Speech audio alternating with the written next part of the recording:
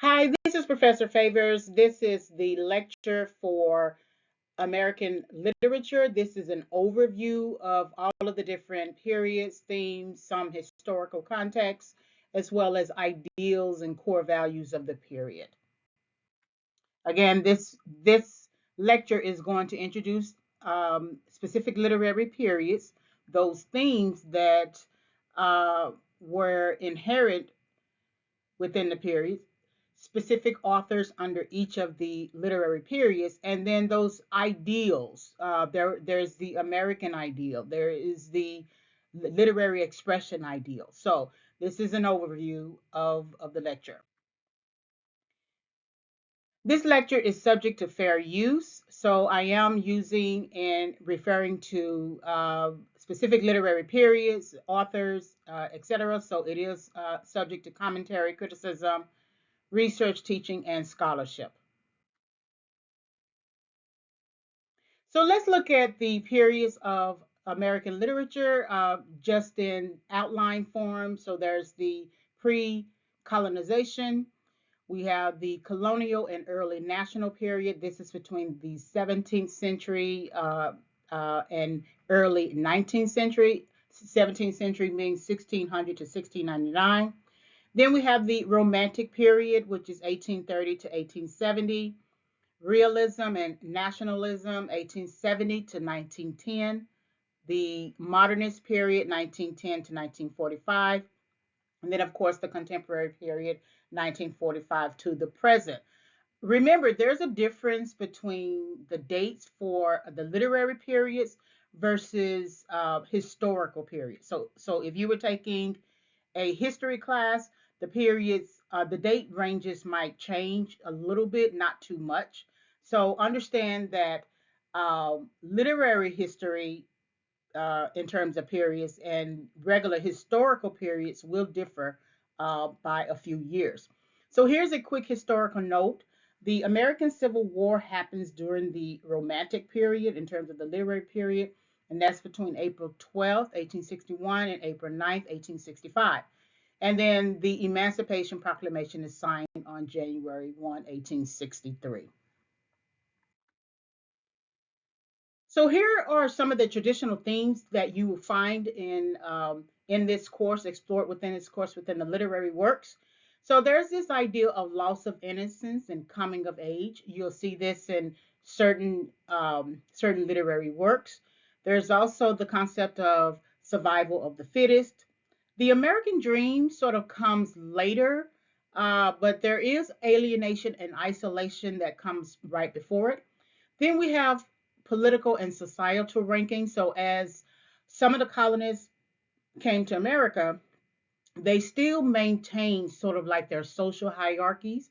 And so you will see that explored within the works, as well as during slavery, of course, you had hierarchy between master and slave. Then we have literary works that explored the author's relationship with nature or the author's relationship with science. Later, in terms of somewhere at the end of the modernist period to the contemporary period, we read of Black experiences. Then there's this push for gender and sexuality, and then, of course, freedom of expression. So these are your traditional themes that are explored within the literary works within this class.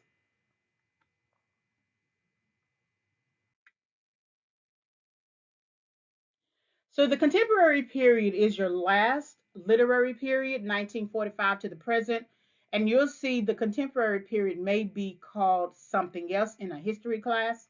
But the historical note is World War II, which is September 1, 1935 to September 2, 1945. So right after the war, we have the contemporary period. Okay, so emergence from World War II leaves Americans confident and economically strong, and it is characterized by America's conflict with the Soviet Union and how it shapes global politics, and it also causes America to enter the Cold War. The threat of nuclear annihilation defines American literature during the second half of the 20th century. And then this is where we get into cultural shifts. In the previous period, we're talking about racism, right, or the threat of racism. But we're lo- we're now looking at cultural shifts and how they shape depictions within American literature. That means that we are moving into the women's movement, civil rights movement, etc. This period, the contemporary period, emphasized as writers depicting a complex, inclusive story of America and the American experience. Through the expressions of various writers, the American landscape was open to more than one individual experience and depicted people from different backgrounds. That's your cultural shift. Now, this is compared to late Romanticism, where the individual experience matters only. So remember when I said pay attention to this particular slide in terms of the previous slides that focus on late Romanticism, that it's all about the subjective, individual, emotional experience over logic. The contemporary period is focusing more on the inclusive story of America, that everyone plays a part, everyone has been a contributor. The contemporary period authors, 1945 to present. So we have Ralph Ellison, Invisible Man. I did my master's thesis on Ellison, along with two other authors. James Baldwin talks about race and sexuality. Lorraine Hansberry talks about the effects of racism in Chicago. Alex Haley focuses on Malcolm X and Black nationalism and Black consciousness. So now we're moving into this idea of Black nationalism, Black consciousness, Black arts movement. And then we have Toni Morrison, The Bluest Eye, and that focuses on the lives of Black women. The contemporary period is further divided, however, into the Beat movement and the American drama. And so let's explore the Beat movement first. All right, so the Beat movement was an American social and literary movement centering on the bohemian artist's experiences. The advocates for the movement focused on the joylessness and purposelessness of modern society, and it justified the initiation of protest and social withdrawal. So you're going to see now the pursuit of protest, social withdrawal, joylessness, purposelessness within the immediate writing. So we have Norman Mailer talks about the experiences of a platoon in World War II. We have Jack Kerouac. He talks about a protagonist and the against the backdrop of jazz. We have Kurt Vonnegut. His work, Slaughterhouse Five, focuses on anti-war expression. Sandra Cisneros, The House on Mango Street, which gives us an ideal about identity and self-belonging. Alex Walker of The Color Purple focuses on a Black female protagonist set in rural Georgia. David Foster Wallace, Infinite Jest, he talks about the pursuit of happiness set in an addict's halfway house. And then Ha Jing, Waiting. He explores a doctor who waits 18 years to divorce his wife so he can marry a co-worker, which is a true story. We do look at Dallas Foster Wallace at the end of the semester. Alice Walker, we look at her work everyday use.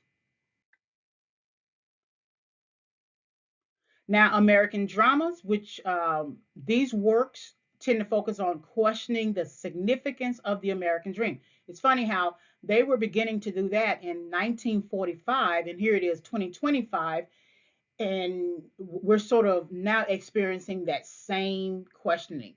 The destruction of the main character, the benign domestic situation, individual frustrations, diversification of American literature. So remember, now American literature is less exclusive and more inclusive. So now we're going to get um, some diversity of thought. So Anne Sexton talks about focuses on the confessional, personal experiences, along with Sylvia Plath, and she talks about in her work Daddy, alienation, self-destruction, and then it is part of the confessional literature. This is towards the end of the semester.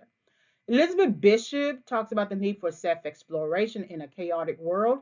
The irony is that even though Bishop is discussing this in 1965, That is actually the contributing factor for why many of the colonists decided to leave England and come to America. The need for self-exploration. Of course, I'm not quite sure that the term self-exploration was used at that time. It could have been just simply exploration. Then Adrian Rich talks about expression of anger towards the society's perception of womanhood and sexuality. So now we have women who are much more vocal through their literary writing, as well as probably workshops and talks. Yusef Komunyakaa, he's talking about his experiences in the Deep South under Jim Crow. So these are particular non-black experiences. Sam Shepard, he's talking about blood relationships within a fragmented society. Nikki Giovanni just died not too long ago, and she's in her work she reflects on her commitment to civil rights movement and the concept of black power.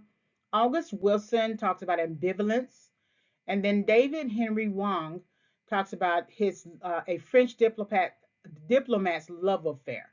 So here's a literary note. These works here tend to focus on the fragmented society and how the fragmented society now affects literary writing. The irony is, although there is less exclusivity and more inclusivity, the society during this contemporary period still feels fragmented. So let's look at the analysis of everything we've just gone through. So understanding the author's purpose for writing. So here are your key ideas. Just a quick summation. Authors consider themselves as outsiders. They write from this perspective. For example, Emily Dickinson lives as an unmarried woman, writing in seclusion and isolation, while Walt Whitman lived as a vagabond in search of community.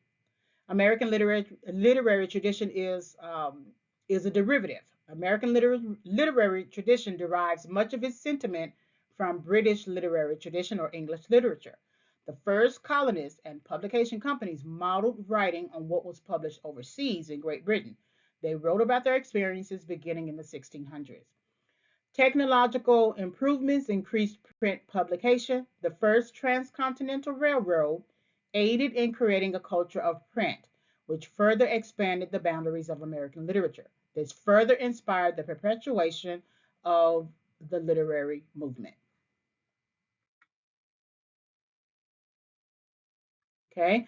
Last of the key ideas, definition of literary culture assumes a larger role in global politics. This suggests an inclusive discussion about how America is depicted in novels, short stories, fictional works, and poetry. However, F.O. Matheson's work titled The American Renaissance points out the neglected voices of women, African Americans, and Native Americans. So that means there's a contradiction. There's a movement from exclusive to inclusive, but you still have people feeling neglected, meaning that they still feel like that they are excluded. Advocate, Advocacy for the abolitionist movement creates a solution for the neglected voices. So the Romantic period creates a space, an urgent need to pursue new voices and rapid change.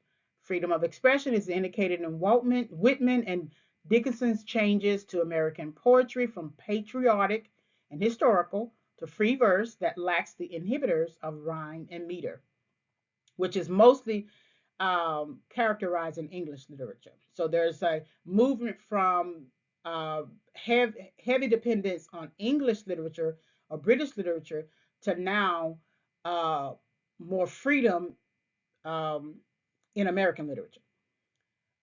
Change inspires new voices and new freedoms. Various authors write using different American dialects, but also inspire divisions into different periods, values, sentiments, and belief systems from the perspective of writing and literature. Initial exclusive nature of writing transitions to rejection of ideals to expressions of freedom. So that rejection of ideals is the status quo, whatever the status quo at that time. So if the writings uh, um, advocated for maintaining slavery, which would be the status quo, then new writings or new literary authors reject those ideals, those core values, and say, no, we need to push for abolition. So that means the writing is going to express freedom. All right. So this is the end of the lecture, and these are the sources consulted. This particular PowerPoint will be uploaded to the classroom as well as my website too. Thank you very much for listening.